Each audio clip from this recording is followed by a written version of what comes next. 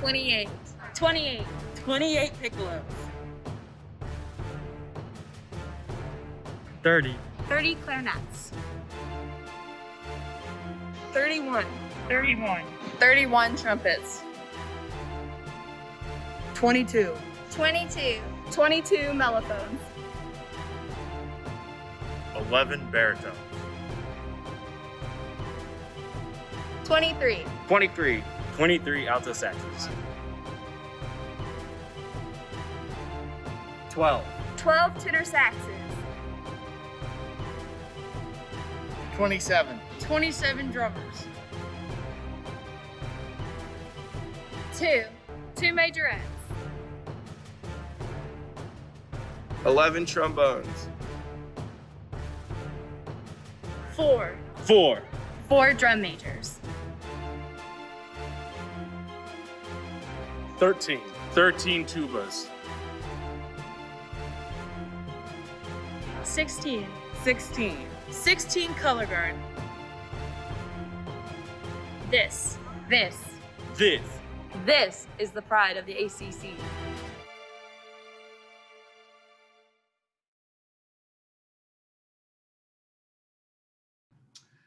Hello once again, everyone, and welcome to another edition of the Pride of the ACC. My name is Adam Pohl, joined by the head of University Bands in Jeff Fuchs. And Jeff, we are on episode 11. We're turning it up to 11. Do you remember that? What movie was that? Turn it up to 11. You got me on that. You don't have that one? Spinal Tap. This is Spinal Tap. So we're going to 11 here today, and excited to have you guys with us. Once again, you got some big news though, because we've got a big rivalry football game this week with NC State coming to town, and fortunately, we're going to have some of our Marching Tar Heel members performing for a first time this year. Tell us about that. We are thrilled that we are going to have a presence in Kenan Stadium tomorrow for the NC State game. We found out early in the week.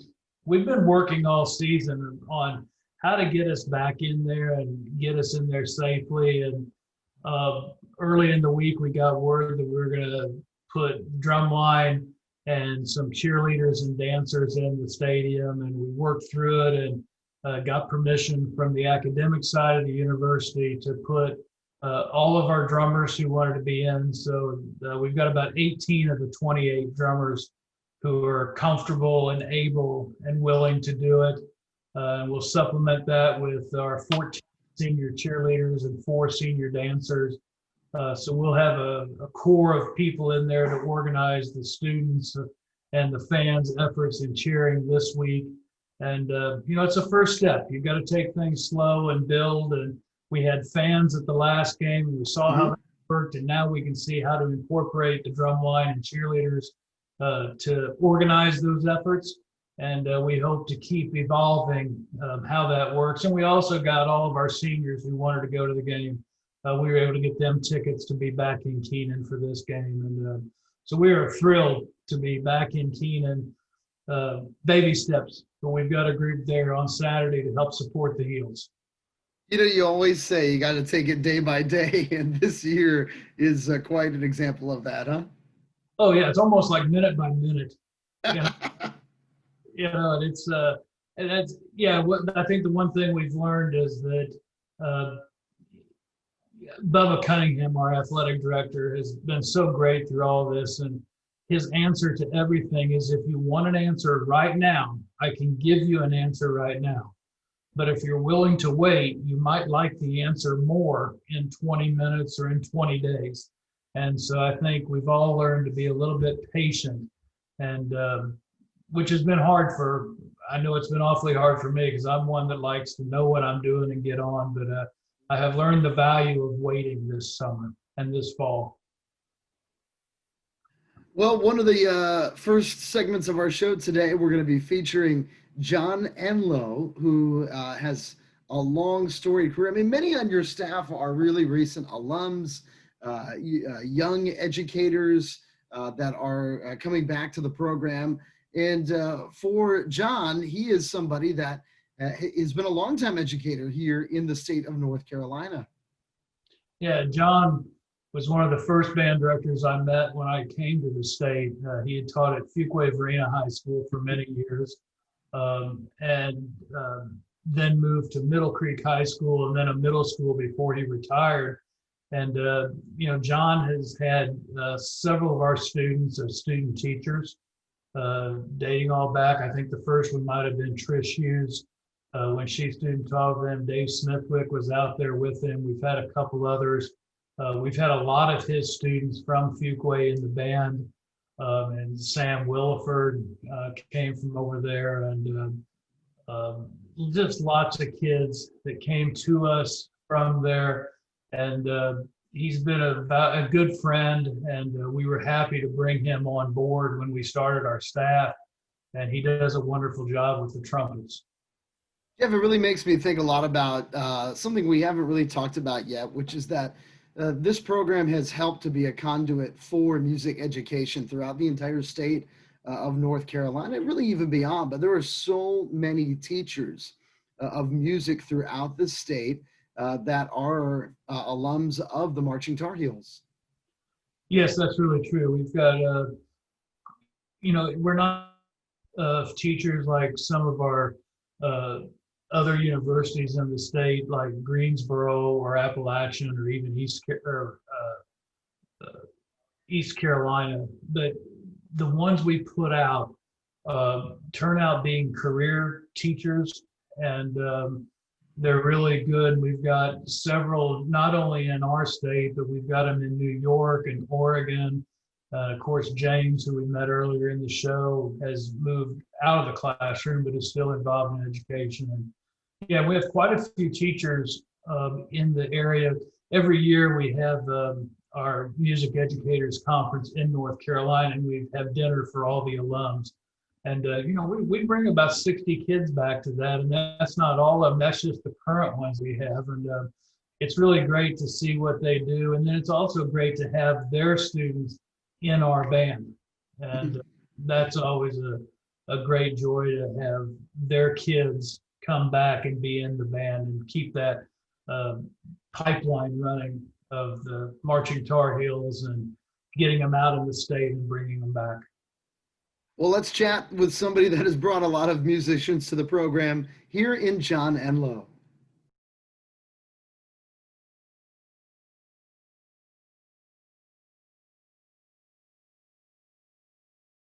My name's John Inlo, and I have been associated with the program since 2005 as a staff member. My first year, I worked with the trombones and baritones. And the second year, I've worked with the trumpets. And then I help with other things whenever Mr. Fuchs asks. I drive the big box truck sometimes to Atlanta, or we went to Annapolis, Maryland. So I do that and go with him on those kinds of trips. And so I think that's my role. I retired in 2015 from teaching school for 34 years. And Jeff Fuchs called and said, "Do you want to come work with the band?" And I said, "Sure." So I've been working with the band ever since then, but I'm officially retired. But one of my jobs is I'm an assistant sergeant at arms at the North Carolina Senate. So when the Senate's in session, I'm up there giving the appearance of security at the doors. In the normal times, I substitute teach and do that for various schools in the neighborhood and around, not too far away. And but I haven't done any of that since March, so that's kind of dried up. I also drive used cars for the used car lot here in town, and we go to the various sales at Kinley and in Greensboro and Statesville and pick up cars they bought and bring them home. There's been a lot of them, and I'm very proud. I'm like a proud papa. These are my children. And what's really cool is I've had 3 nuclear engineers, and 2 of them have worked at Sharon Harris. One retired out of the Navy, was a trombone player, retired out of the Navy, and his last job was decommissioning the Enterprise.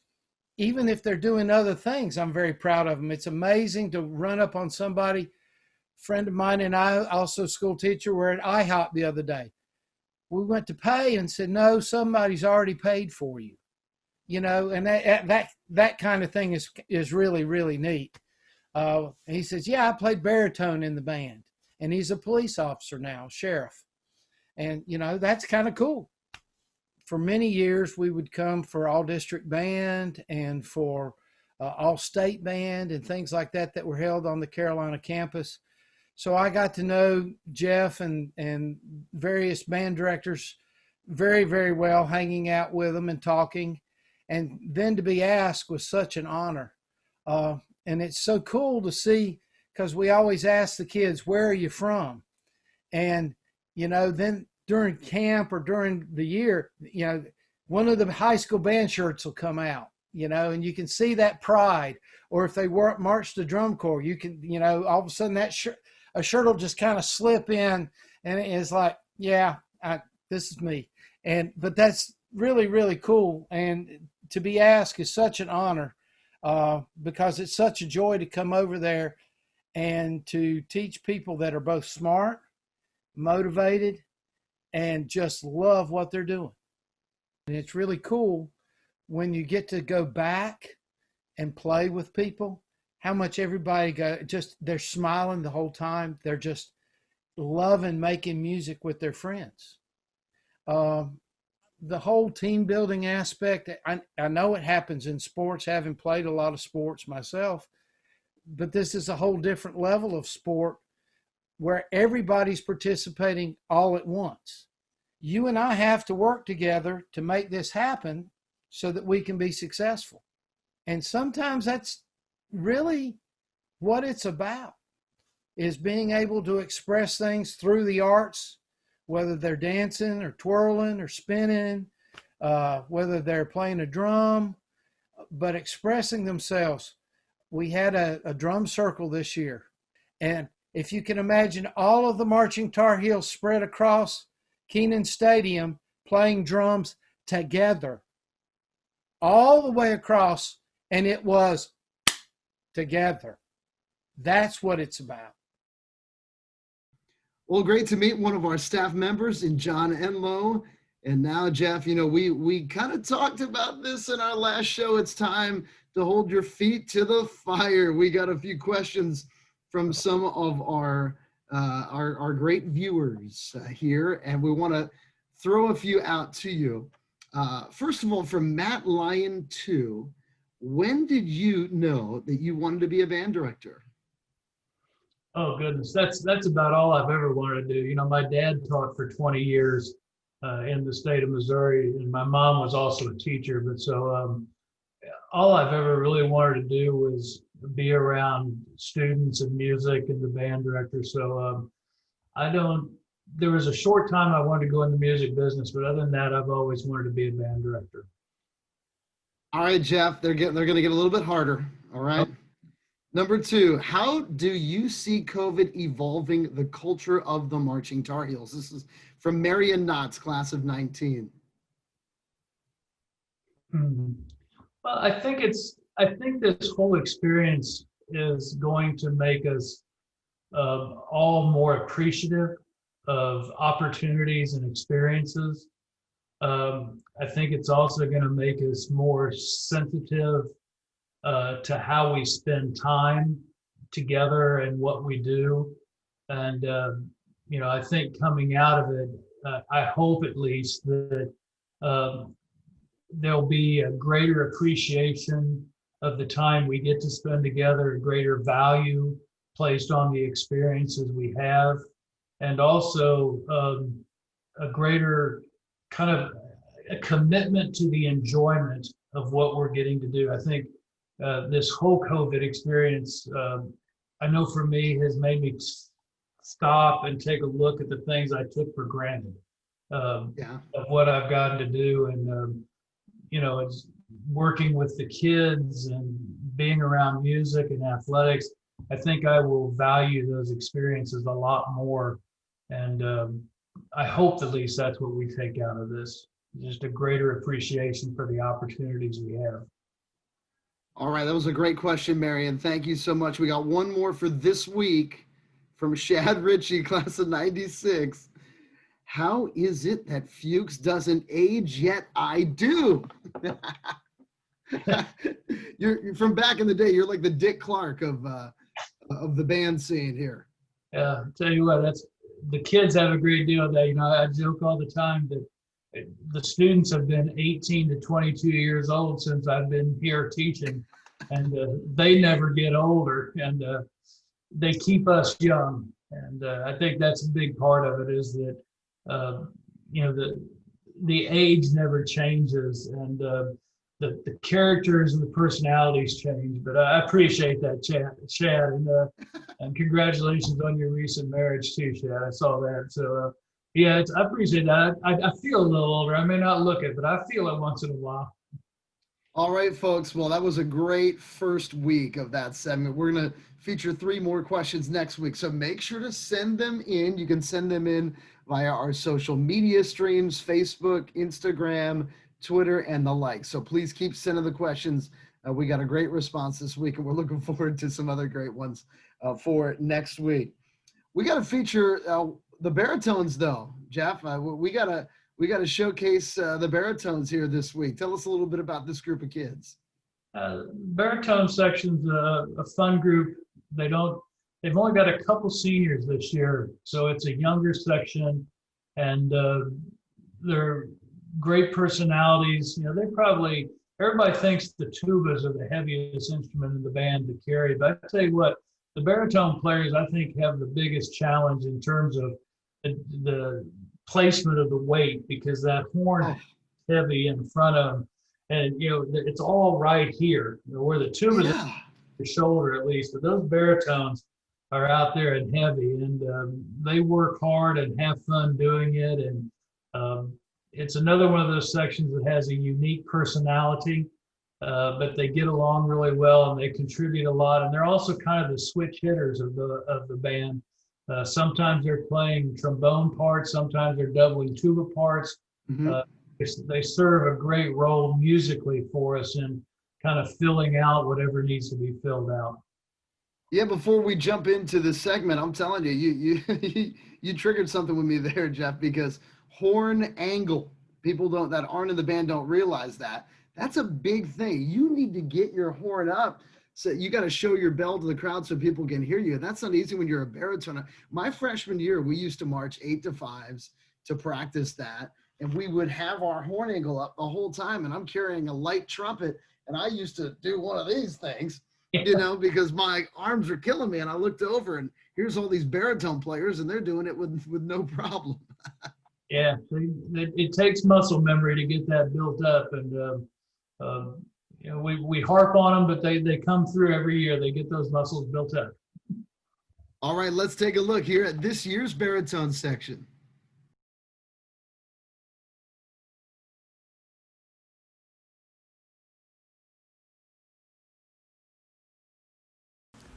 The 2020 baritone section is made up of 11 members. 9 of the members are from North Carolina and the other 2 are from Georgia and Colorado. There are 4 seniors, 3 juniors, 1 sophomore, and 3 first-year students in the section. The 9 guys and 5 gals in the section are majoring in subjects such as computer science, biology, economics, sport administration, psychology, statistics, media and journalism, physics, public policy, and peace, war, and defense.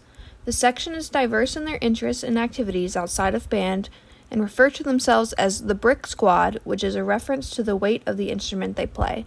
The section enjoys spending time together and in many ways can be described as quirky with a dry sense of humor. They bring a unique element to the band and contribute in ways few other sections are able. All right, folks. Well, boy, time's ticking.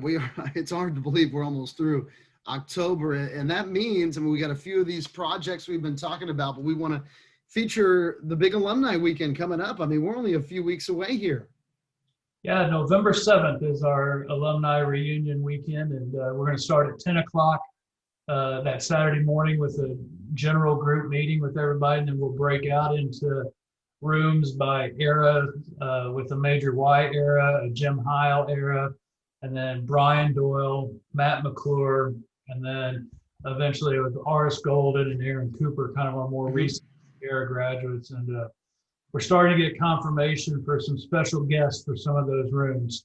And yeah, so some exciting fun week, and we'll announce that next week who will be in those rooms. But we hope everybody will plan to be there and come back and see not only your classmates, but some very special people from those time frames of the band that I'm sure you all enjoy getting to see again. We're going to get to talk to now one of those special people in Martha Buckley. And, we talked about it a little bit earlier, especially when we met the Sawyer family and talked to Connie Sawyer, the eldest, who was a drum major in the band. But it is such an accomplishment to become a drum major in the Marching Tar Heels. And you've just had some great leaders over the years that have been in those shoes, and Martha is one of them. Yeah, well, Martha Nutter, as the people knew her who were in with her now, Buckley, she was the drum major my first year with the band. She was one of them. And it was the first year the band had 4 drum majors. And I distinctly remember the week of the first ball game, standing there on the front sideline with the 4 drum majors. And of course, the conversation is, where does the 4th one go? We know we have 3 on the front sideline. That's what we've always done. And now there's this 4th one, and there was no precedent for it. And the whole show was pretty much designed to the front side of the field, so to speak. So what do we do with it? And of course, me being new, I didn't want to make a decision.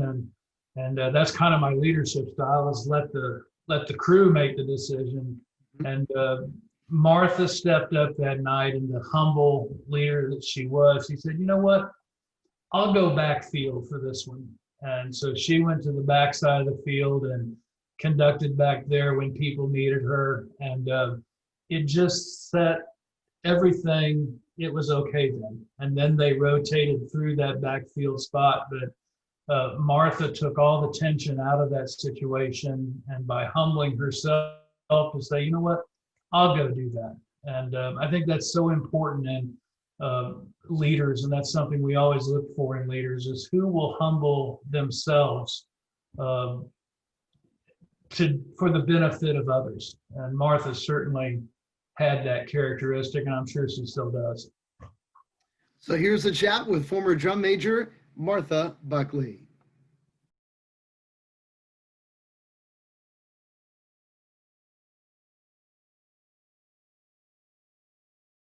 So my name is Martha Buckley. I joined the Marching Tar Heels in the fall of 1993 and played mellophone for 3 years, and then was a drum major my 4th year.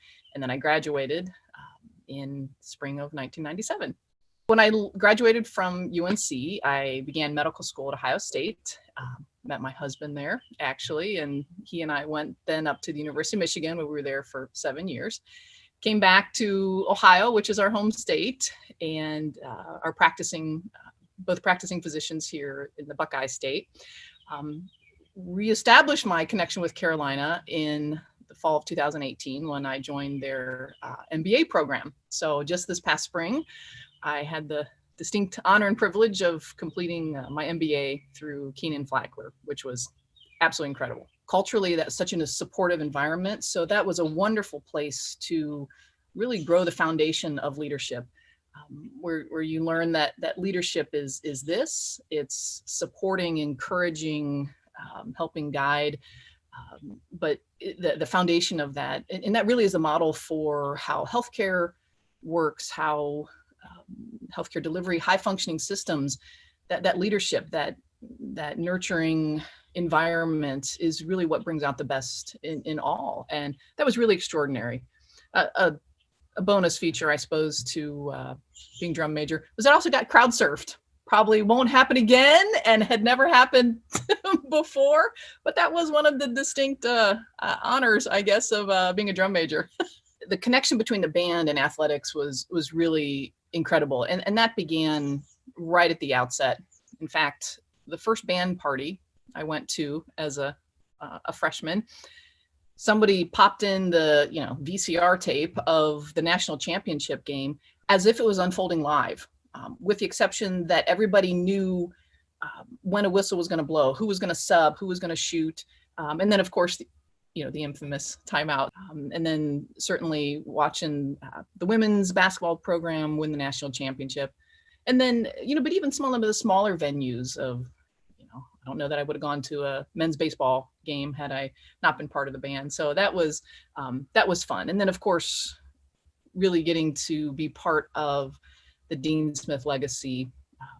Growing up in Ohio, probably didn't have quite the background on just how much he meant to his team, to the university, to the state, and really the sport of basketball. And for him, it actually was his leadership and how he carried himself, how he treated his players, how he treated the band. He was very kind and gracious to us. I was there when he got his 877th win. And that link with athletics brings a school spirit and energizes the band. You were an integral part of that. And it was really just, in fact, sends chills down my spine, even thinking about all those wonderful experiences that we had and really certainly fun times. It was great. I would say that transition from Dr. Heil to Jeff Fuchs was as seamless as it could be. It was really fantastic. Mr. Fuchs had come as an assistant and already knew the folks, and we knew him, and it was really wonderful. And it's also, I think, a testament to the strength and the culture of the band. People come and go, people leave their legacy, they leave their imprint, but the band always continues, and it continues to get better and better. And it was wonderful. I would say the grind at this point of the pandemic really challenges one's resilience and perseverance. Most folks can hunker down and do just about anything for a short period of time, but I think the chronicity of this brings its own weariness. But it's at those points that you really fall back on your foundation, your virtues, your community, and those in your true inner circle. And for myself, that includes folks that were in the band, and the connections that you establish through the Marching Tar Heels, lifelong, both while in college, but beyond. So in truly difficult, challenging times like this, I think many of us are most successful when we fall back to those ties, those connections, and those things that we find value in. And for many of those, it was a few years ago. Well, hello, everyone. Once again, we've got our big alumni event on November the 7th. Want to mention as well, though, we've got our big Hark the Sound project that we've got it all up and running. So make sure to check that out on the UNC Bands site, uncbands.org, because we're going to need those coming in here in the next few weeks for our big end of the show collaboration that we're looking forward to in what will be our 14th and final episode. Now, though, we want to take a big focus on what was a little bit more of a recent show, Jeff, that you guys did, a fall show in 2016. Yes, we put this show together I think we opened the season in Atlanta at the Georgia Dome, playing Georgia that year. And it was another one of those, in our effort to incorporate a thematic title, and we called it the Home Show, that it all had things relevant to North Carolina and Chapel Hill. And the storyline, as you'll hear, includes the state toast and some Charles Kuralt and some other history things. But what we wanted to tell was the story of our home, whether it be an adopted home for our out-of-state students or and myself for that matter, or our birth home for Tar Heels. And it was a fun show to do, and lots of variety. It involved the crowd singing along to some tunes. We were able to work the dance team in. So we had a lot of fun with it, and it's one that I think we'll probably bring back at some point. But this was the home show. I think this performance was at the James Madison game the week after we played it in Atlanta for the Georgia game. And Jeff, we talked about it a little bit earlier with one of the shows, but it shows when you're looking at some of the shows, you know, from back in the late 90s or early 2000s compared to some of these more interactive shows here recently. You guys have really gotten creative, haven't you? We've really tried to. I think that's I as myself as a fan, as I said, I always try to think what Joe the plumber would want to see, so to speak. Yeah. The staff and the kids have heard me say this so many times that, you know, just hearing a band play 3 tunes and move around the field, it's okay, but it doesn't captivate my interest. So we've tried to do things that tell stories that can take you on a journey emotionally or have fun, but do something other than what had become traditional in band. And I think lots of bands are trying to do that. You know, Ohio State is doing the picture shows brought back from like the 50s and the 60s. We've gone a little different direction with that. But yeah, I think if we want to keep the audience attention, we have to throw things at them that are fast paced and continue to move and continue to change to appeal to what they're seeing every day in their lives. Because the days of playing 3 Earth, Wind, and Fire tunes, I think, are gone for college marching bands. All right, well, let's take a look here from the 2016 season, the home show.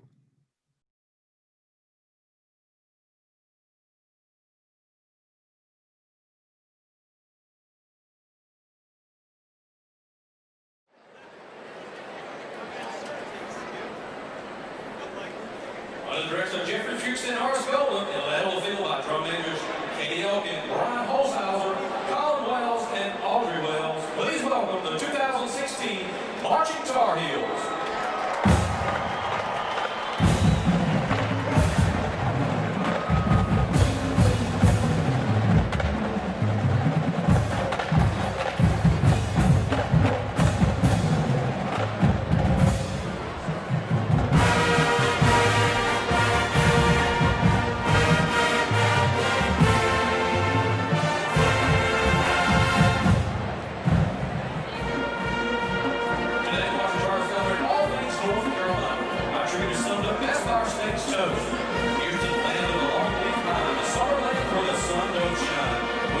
Strong and a strong world break. Here's to down home, the old state.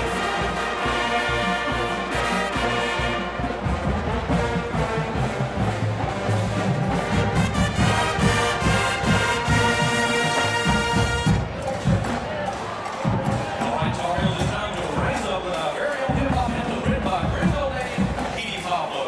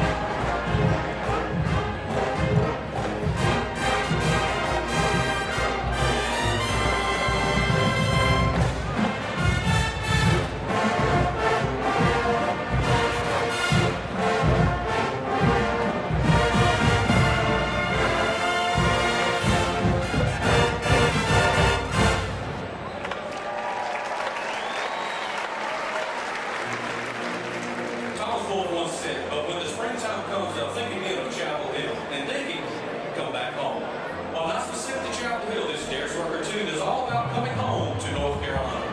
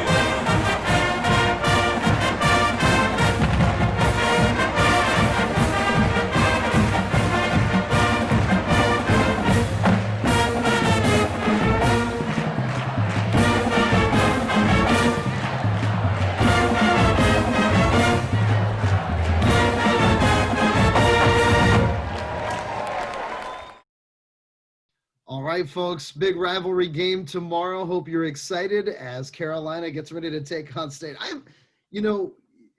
am an out-of-towner as well as far as coming to Chapel Hill. I'm from the DC area, as you know, Jeff.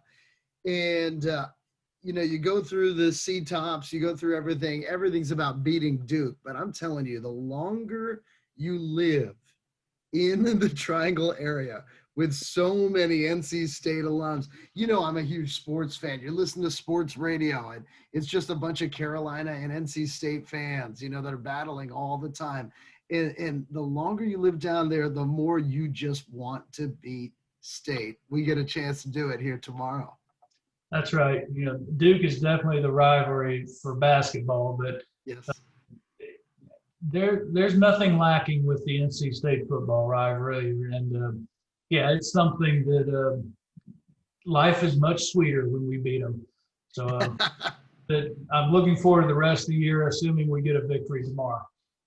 There's no doubt about it.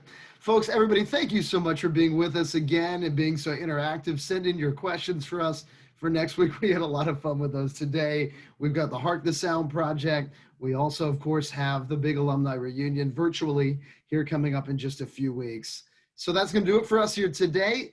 Thanks again, Jeff. Another great show. That's Jeff Fuchs. My name is Adam Pohl. This has been the pride of the ACC. Have a great week, everyone.